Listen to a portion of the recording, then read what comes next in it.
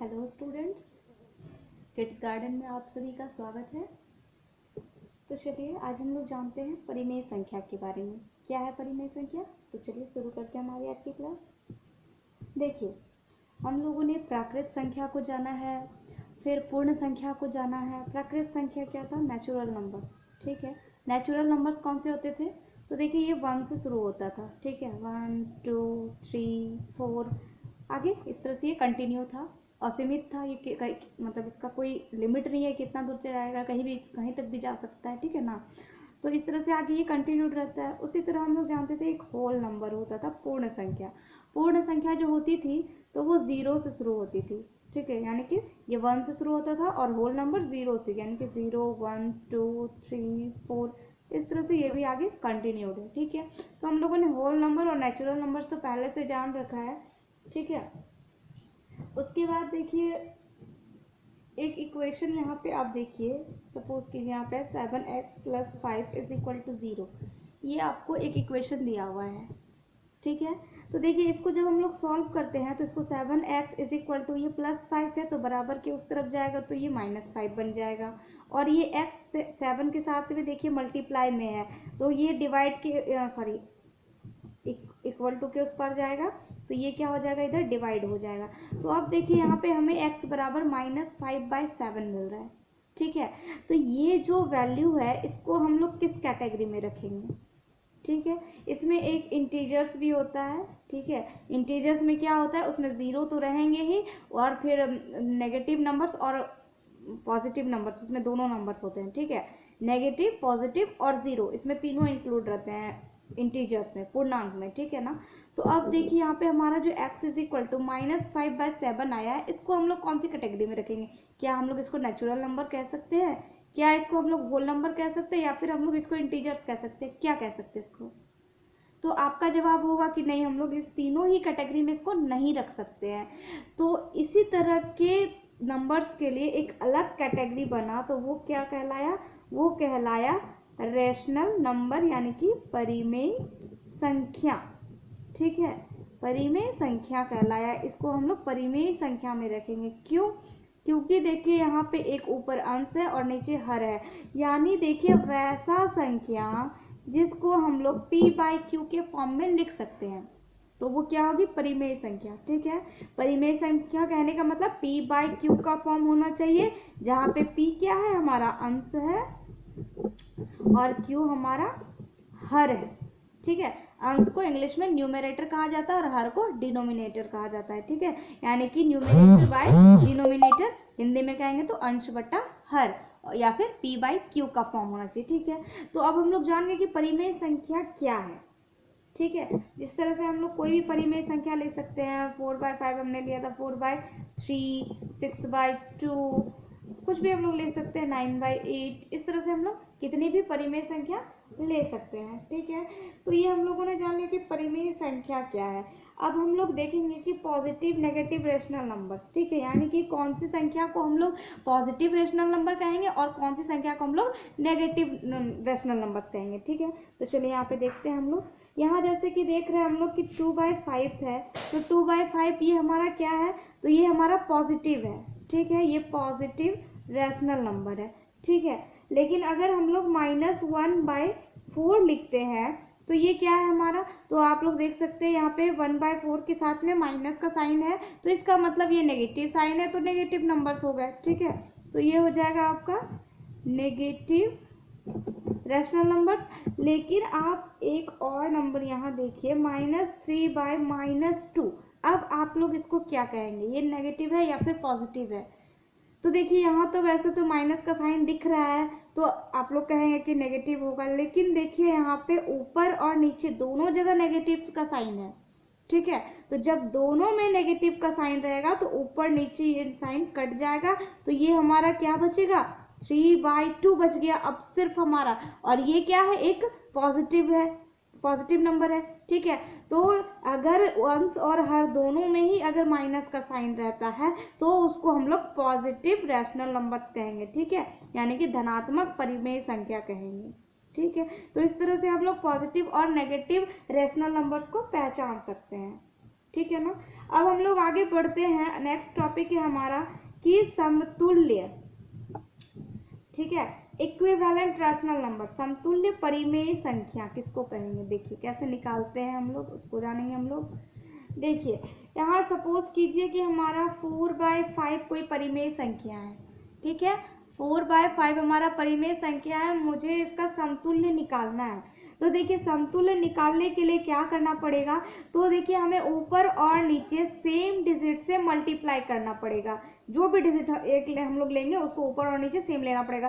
Suppose कीजिए हम लोग यहाँ पे 2 से इसको मल्टीप्लाई कर रहे हैं, तो 2 से हमने ऊपर भी मल्टीप्लाई किया और फिर नीचे भी मल्टीप्लाई किया, तो ये अब ये कितने हो जाएंगे, तो देखिए 4 × 2 ये 8 हो जाएंगे और 5 × 2 हमारे 10 हो जाएंगे। तो ये एक समतुल्य संख्या हो गया। उसी तरह से हम इसका और भी समतुल्य ले सकते हैं। यहाँ हमने 2 से किया था, फिर हम लोग 3 से कर रहे हैं, ऊपर और नीचे दोनों सेम डिजिट होने चाहिए, इनको अलग हमें नहीं रखना है, ठीक है ना। तो अब देखिए हम लोग 3 से देखते हैं, तो हम लोग यहाँ पे 3 से मल्टीप्लाई कर रहे हैं, तो यहाँ हमारा कितना हो जाएगा, 4 × 3 हो जाएगा हमारा 12 और 5 × 3 हो जाएगा हमारा 15। तो ये हमारा अगला समतुल्य परिमेय संख्या निकल गया, ठीक है। तो इस तरह से हम लोग कितना भी समतुल्य निकाल सकते हैं, बस कंडीशन यही है कि जो भी डिजिट से हम लोग मल्टीप्लाई कर रहे हैं वो ऊपर और नीचे सेम होना चाहिए, अलग नहीं होना चाहिए, ठीक है।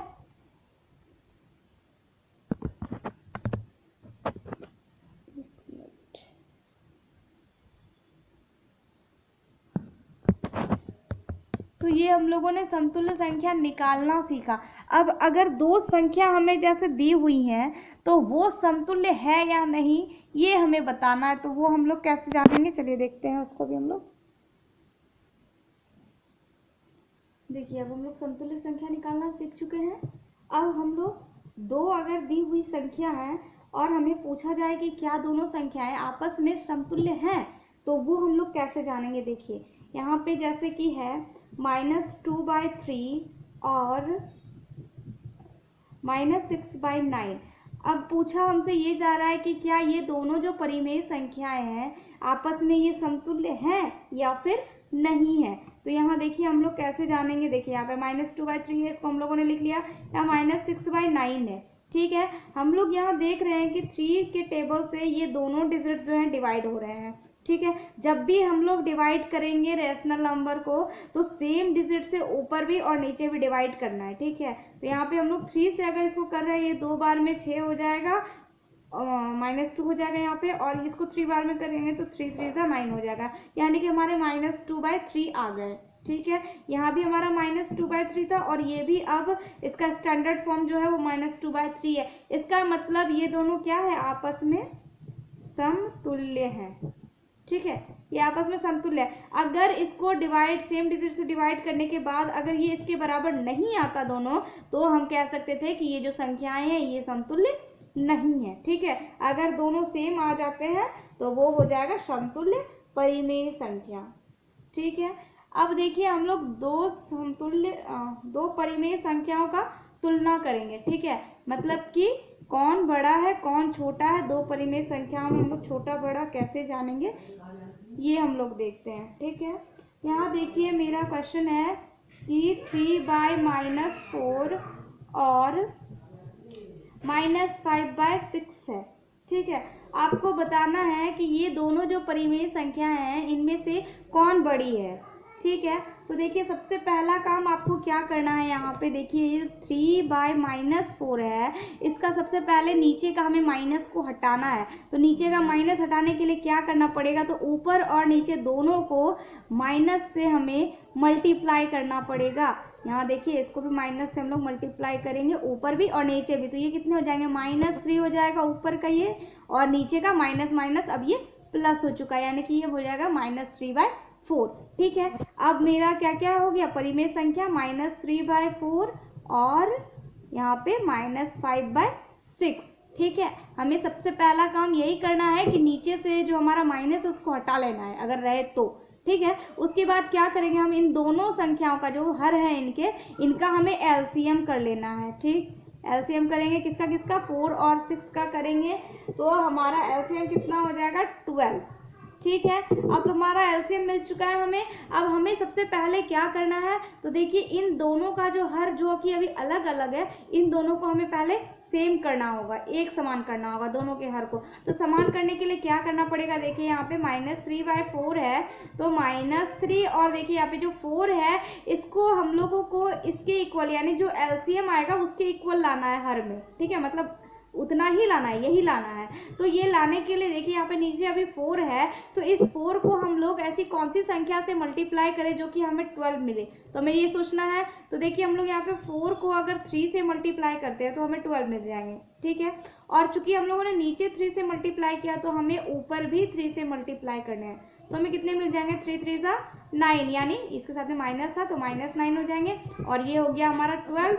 और फिर देखिए अब ये -5/6 है, इसे भी हमें सेम प्रोसेस से पहले उसके हर को समान करना है। तो 6 को अगर हम लोग 2 से मल्टीप्लाई करते हैं तो हमारा 12 मिल जाएगा, नीचे हमने 2 से किया इसलिए ऊपर भी हम लोग 2 से करेंगे, और ये कितने हो जाएंगे, तो -10 ये हो जाएगा हमारा 12, ठीक है। अब देखिए हमारा दो जो परिमेय संख्या था वो अब हमें क्या क्या मिल गया है, -10/12 ये हो गया, ठीक है। अब ये दोनों परिमेय संख्या है, और हम लोगों को पता है कि जिन दो परिमेय संख्याओं का हर अगर समान हो तो जिनका ऊपर का डिजिट बड़ा रहता है वही परिमेय संख्या बड़ी होती है। तो अब हम लोग देख रहे हैं यहाँ दोनों समान है हर हमारे, तो हमारा एक तरफ -9 है और दूसरी तरफ हमारा -10 है, तो दोनों में से बड़ा कौन होगा, तो देखिए -9 जो है वही आपका बड़ा होगा। ये अगर बड़ा है तो -9/12 किसकी वैल्यू थी, यहाँ देखिए -9/12 -3/4 की वैल्यू थी,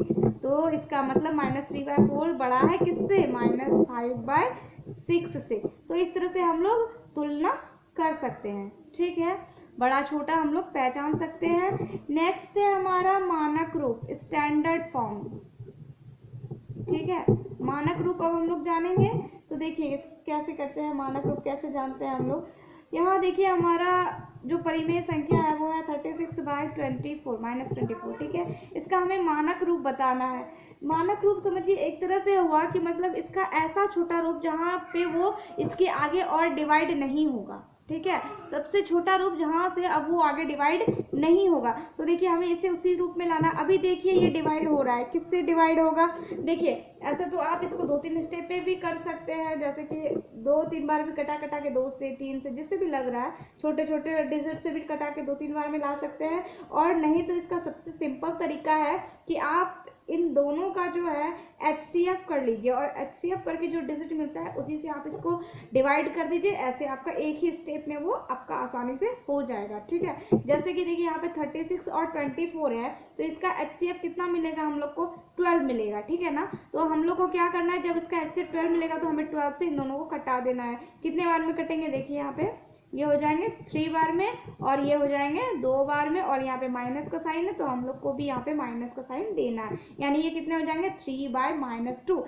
अब देखिए ये जो संख्या है अब ये किसी भी संख्या से डिवाइड नहीं होगी, ठीक है, तो ये हमारा इसका मानक रूप मिल गया, ठीक है। दूसरा क्वेश्चन एक और हम ले लेते हैं, -9/-12, इसका हमें मानक रूप बताना है। तो सबसे पहला देखिए दोनों में माइनस है तो माइनस माइनस तो पहले खत्म हो गया, ये कितना हो जाएगा 9/12 हो गया। अब पॉजिटिव नंबर्स हो गए हैं। अब देखिए 3 से डिवाइड हो रहा है 3 बार में, और ये 4 बार में, यानी कि 3/4। अब देखिए ये आगे डिवाइड नहीं होगा, तो ये क्या हो गया इसका स्टैंडर्ड फॉर्म, ठीक है।